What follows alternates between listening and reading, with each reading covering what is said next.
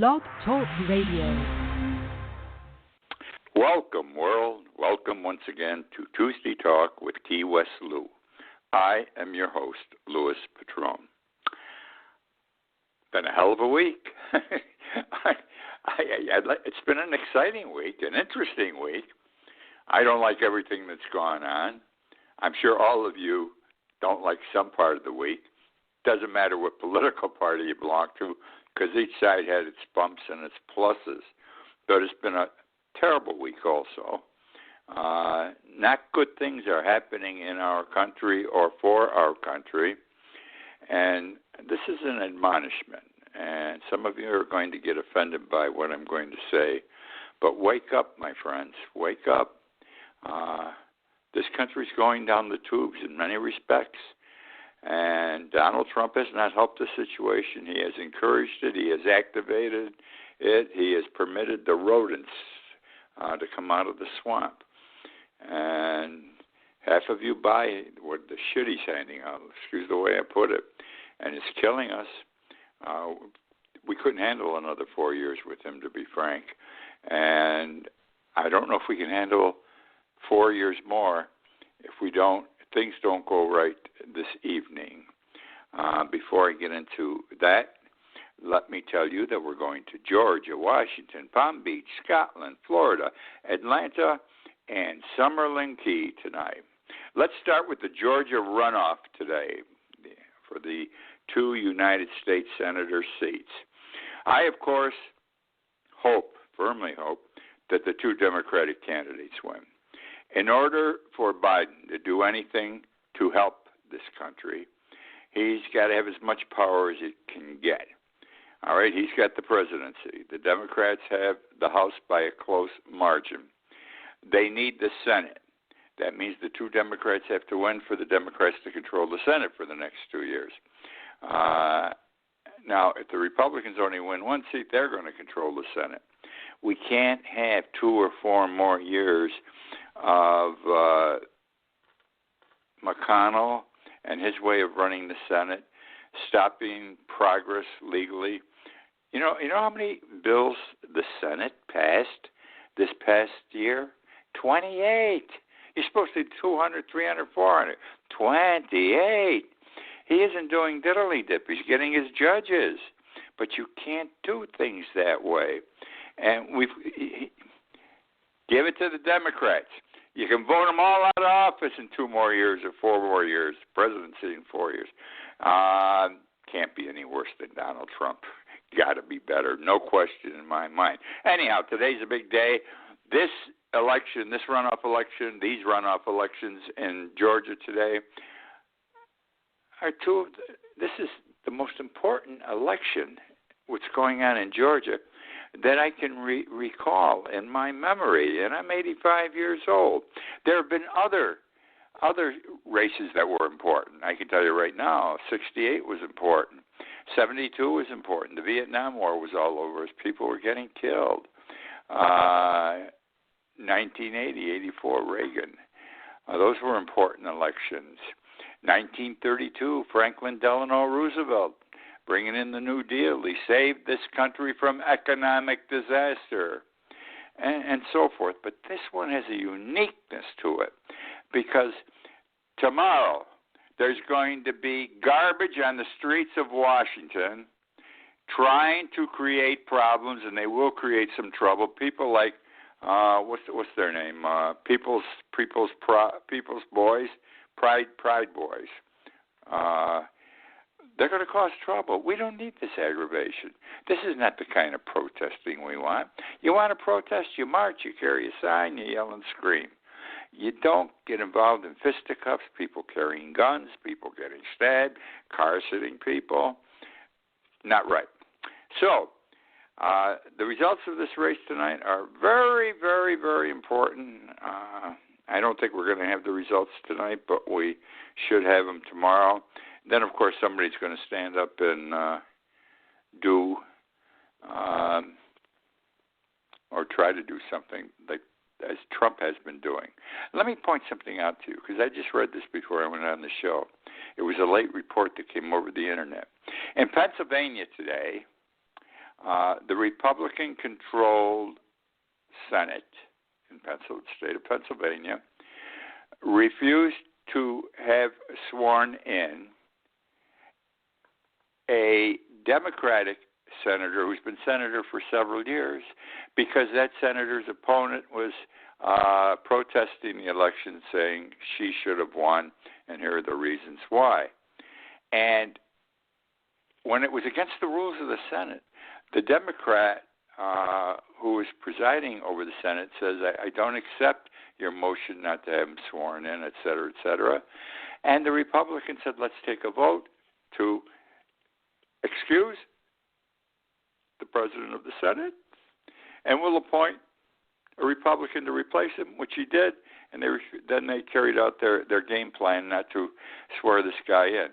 When did you ever hear of things like this happening before this past week? Nothing like this. And you see, Trump pulls this crap. He's been pulling it for 3 months here, and now it's gotten into the levels of the Pennsylvania State House. And where will it go tomorrow and the next day? He has created a bad situation. It's unhealthy for everyone and everything in this country. And if you think I'm upset, you bet I am. All right, let me move on now. I want to talk about violence because we're going to have violence in Congress, I believe, tomorrow. I think it might come to fisticuffs. I'm not saying it is, but it could. I know we're going to have violence in the streets on Wednesday. And I'll get to that in a moment. But let's start with violence in Congress. Some Democrats dislike Republicans. Some Republicans hate Democrats. People don't talk. They don't talk across the aisle. I can't understand it. It's like playing a game of basketball against, another school. And afterwards, the guys go out and have a drink together. Whether it's a Coca-Cola or a beer. You just don't do this. Back in the days of Harry Truman, Franklin Roosevelt, in the days of Eisenhower, these both parties would fight all day in the halls of Congress and then sit down after work at 5 o'clock, play poker and drink or have a couple of drinks together in somebody's office. They used to go out on the weekends with their wives and socialize. The Republicans don't even stay in Washington on the weekends, okay? So all those things are gone. Well, let me tell you about violence in Congress. Let me start with, there have been more than 70 fights on the floor of Congress since this country began. I'm laughing, but it's true. More than 70 physical combat fights, canes in the head, choking on the floors of Congress. I'm just going to share a few with you. Let's go to 1856, May 22, 1856. This is the most famous one, only because somebody drew a cartoon of the fight and it got printed in some Washington paper, and that gave it notoriety, more notoriety than it would have received. But on that day, on the Senate floor, a congressman, a House representative, who didn't belong on the Senate floor, walked onto the Senate floor, and he went after a Senator Charles Summer, and he had a cane. The congressman is Congressman Preston Brooks. He was mad at Summers for some reason, and he went over and he hit him in the head with his cane. The issue was slavery. One was a Southerner, the representative, and the senator was a Northerner. And the Southerner, over a slave issue, was mad. And he hit the guy in the head with a cane. He didn't stop. He kept hitting him in the head with a cane until he was unconscious. And then he walked off the floor, and no one bothered him. No charges were brought, no disciplinary action, no censure, because that's the way it was back then. Now that's pretty disgusting, which now brings me to, let's see, what's another one I got here? Let's go to 1838. Country wasn't very old at the time. This is something that you're not going to believe. Two congressmen, had an argument. It was two congressmen from separate parties okay? One congressman insulted another congressman, and as a result, there had to be a duel, because that's how it was done then, 1838. But the two people who insulted each other did not necessarily have to be the participants in the duel, because once you insulted a member of the other party, it wasn't a personal insult. It was an insult to the political party. So each side selected one of their members to represent the party in the duel. This is pure stupidity already. And this was the Whigs and the Democrats, and the two representatives that were selected happened to be good friends, but they were stuck. They had to do it. Neither of them was good with a gun. They didn't shoot. They were using rifles also, by the way, in this duel, and poor shots. The first two rounds, they missed each other. The third, unfortunately, a Representative Graves was shot and killed. But that's how they did it back then. Now comes 1858. 1858. This was as described in a newspaper at the time, and I quote, a full-fledged sectional fight on the floor. Again, it had to do with South and North, but the Southern representative on the floor of the House came up to the Northern representative, grabbed him by the throat, and started choking him. Would you believe? This happened at 2 o'clock in the morning. They were having an overnight session. Probably everyone was tired, but these two guys, the Southerner got mad at the Northerner, and he started choking him, and he didn't stop. And it just so happened that the Northern senator, this is 1858, the Northern senator was a black man. And he said to the black man, he would teach the black representative Piggy, a lesson. The black representative Piggy, a lesson. An all-out brawl occurred. 30 members of Congress got involved in the fight. Like I'm saying, we're going to have some sort of a fight tomorrow. It could happen. I'm not saying it is on the floor of Congress. February 20th, 1902. There was an issue in Congress over Philadelphia Island. I don't know what the hell Philadelphia Island is, and maybe I assume most of you don't. But anyhow, there was a Senator Tillman and a Senator McLaurin, and one was Republican. Both were of the same party, I'm sorry. Both were of the same party, and both Democrats. And one of them, Tillman, had voted with the Republicans, though, on the issue. And so McLaurin got mad, and he thought this was wrong. And he went to him and he shouted out that he was a wimp, because during the Civil War, he had gotten a medical deferment. This goes way back with these guys, okay?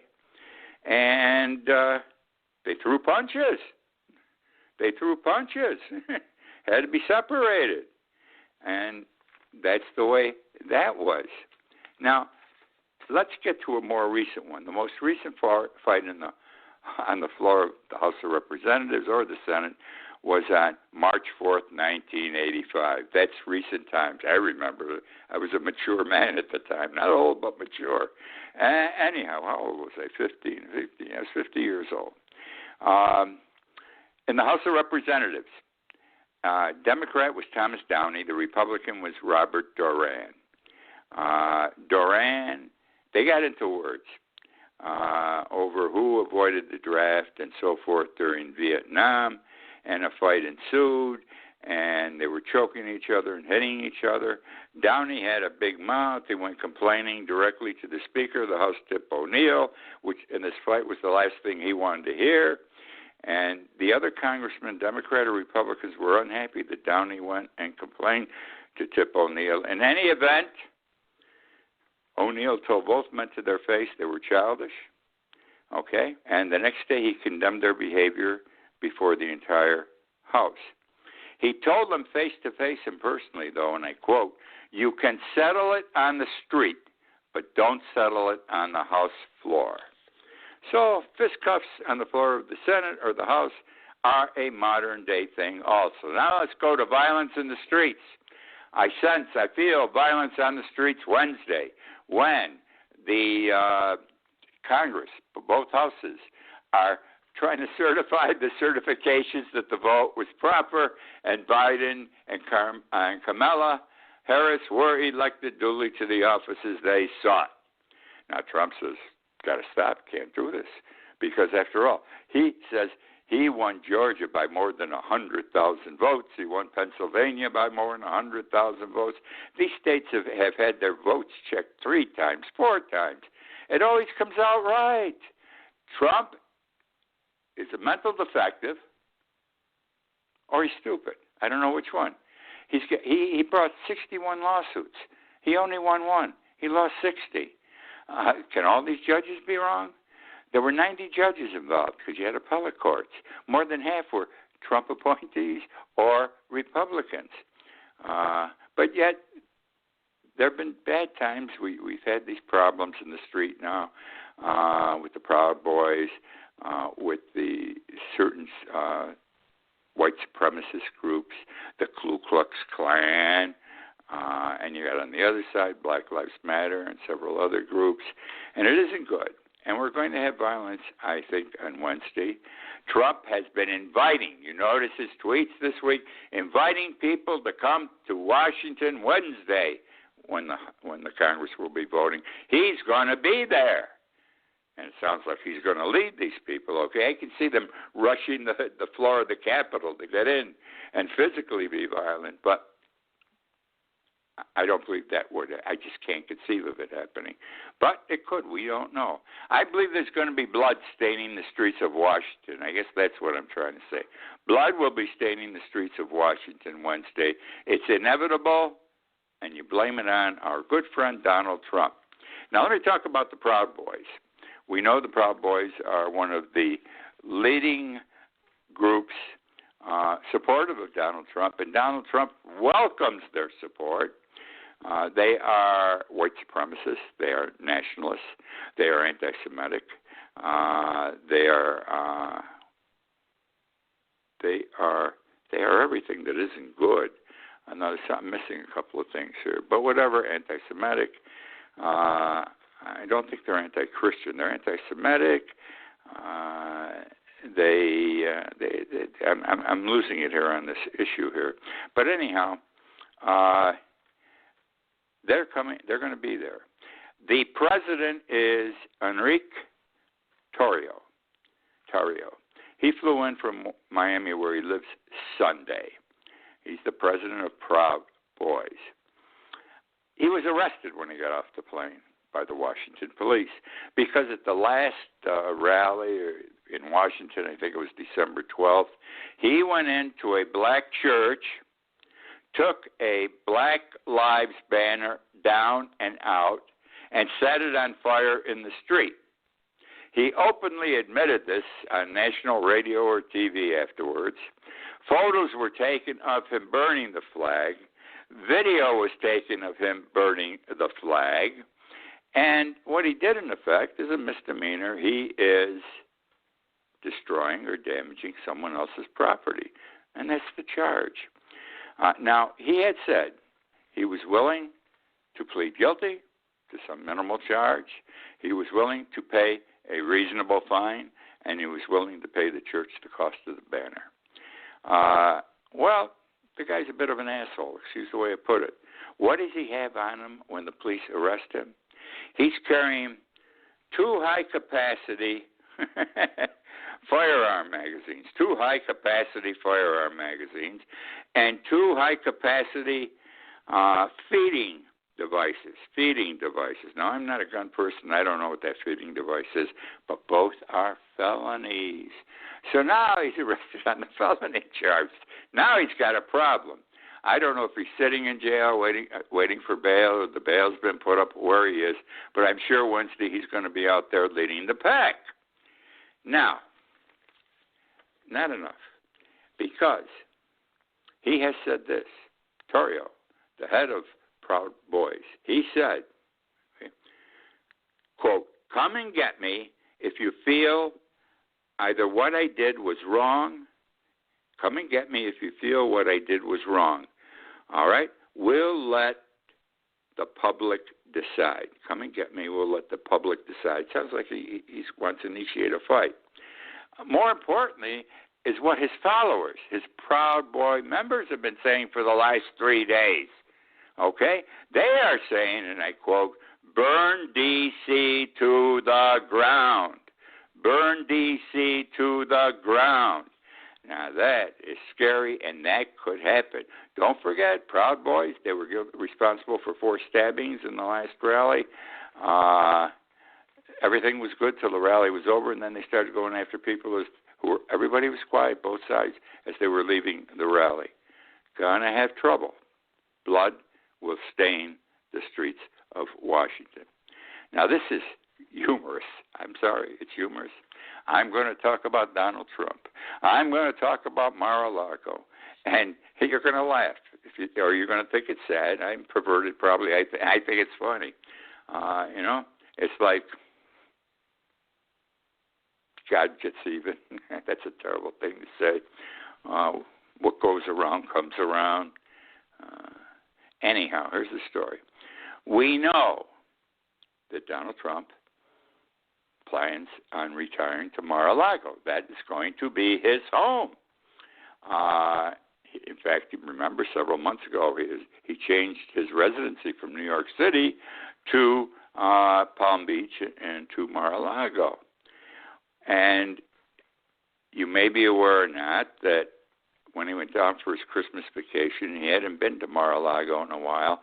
But Melania had gone down because Donald made her responsible, gave her the responsibility of renovating their home quarters in Mar-a-Lago. And when he got there and he saw what she did, he didn't like it. He gave her hell, and he was upset over that for a few days, on top of everything else he had to be upset about.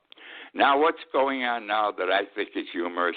Well, one of the neighbors of Mar-a-Lago retained an attorney who wrote a letter to the town of Palm Beach, okay? And he said Trump can't live in Mar-a-Lago. Turns out that in 1993, Trump wanted to commence some sort of a business, finally determined to be a club, like a private club at Mar-a-Lago.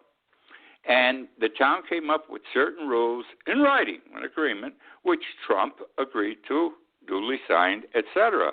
And the rules were that there could only be 10 rooms where people could stay overnight. Only members could use those rooms. No member could stay more than 3 weeks a year. And the 3 weeks could not be consecutive. Now, Donald's a member.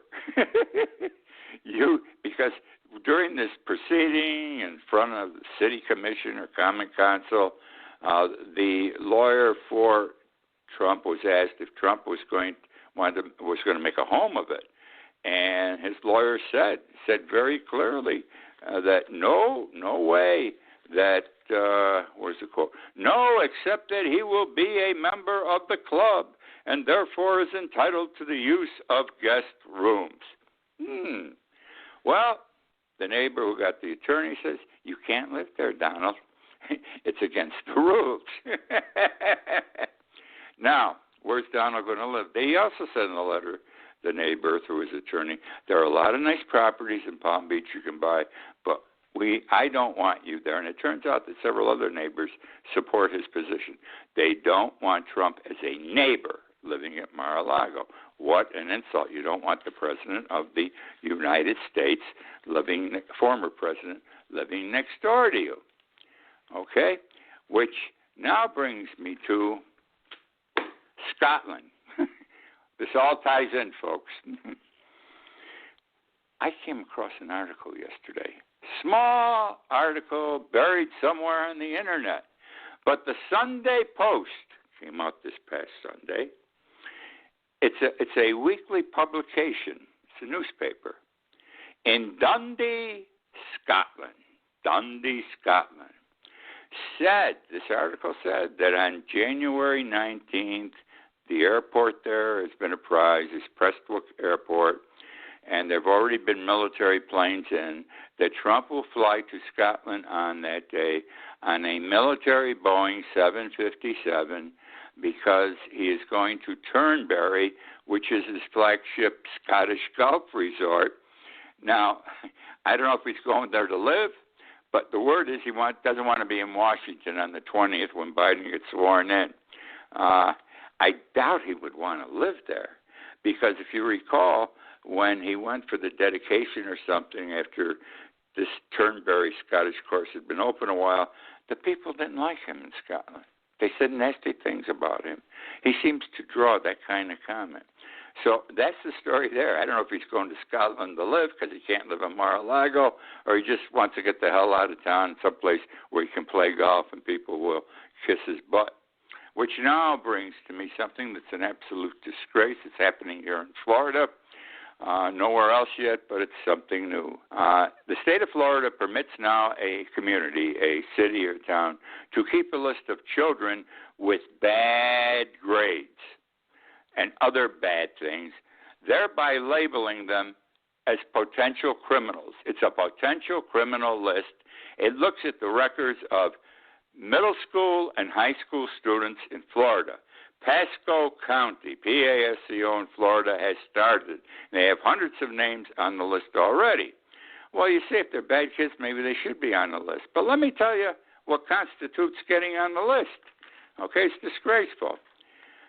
A D on a report card. We're talking about 1 D on a report card. Missing school more than 3 days in a quarter. Witnessing your parents. Witnessing domestic violence. Witnessing your parents fighting.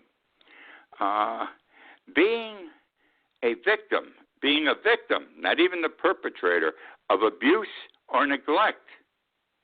Hundreds are already on the list, and the cops are throwing names on the list, saying they need this because in the future it's been established the kids who have problems when they're young and don't get good grades or see things like this are going to end up in trouble as an adult.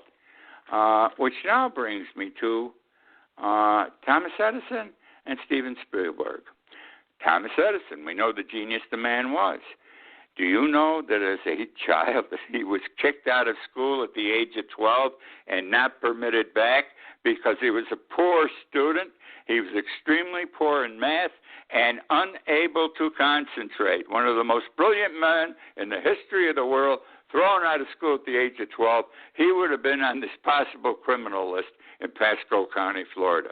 Steven Spielberg, the great movie producer, fantastic movies, okay? He dropped out of high school on his own. I don't know what his problem was. But then he decided to go back to school. They wouldn't take him into regular high school. He had to go back into a, quote, special ed class. He probably would have ended up on the list, and who knows if he would have had the opportunity to exceed as he did. That's the story there. Representative, Colorado Republican Lauren Boebert, B-O-E-B-E-R-T, was recently elected to the Congress. She showed up Sunday to be sworn in. She likes guns. She open carries. She carries a Glock pistol. She's the Annie Oakley of Colorado, apparently. And she said, I'm going to carry my gun in Washington, on the streets of Washington. I'm going to carry it in Congress. Nobody can stop me. I have a Second Amendment right. The chief of police in Washington announced, if she does it, I'm going to arrest her. She has to follow the law like everybody else. So far, she has not carried a gun into Congress or on the streets. But she had great bravado there for a while. She was the new pistol-packing mama of Washington. Angelica Harris. I've written several times. I've talked about her on this show. She needs a kidney. She lives in Key West, 26 years old. She needs a kidney. She's trying to get one through the list, through the Cleveland Clinic. She's on social media herself. Please, somebody, if you know there's a kidney available, call me or look Angelica Harris up in the phone book. Call her. Get the wheels rolling to see if your kidney qualifies. This woman, she don't get it. She's going to die. Nice kid. Angelica Harris. I think we all should try to get her a kidney. That is the blog This is the blog. The blog. The word blog for this week. I thank you for joining me. We'll see what next week brings, my friends. Good night.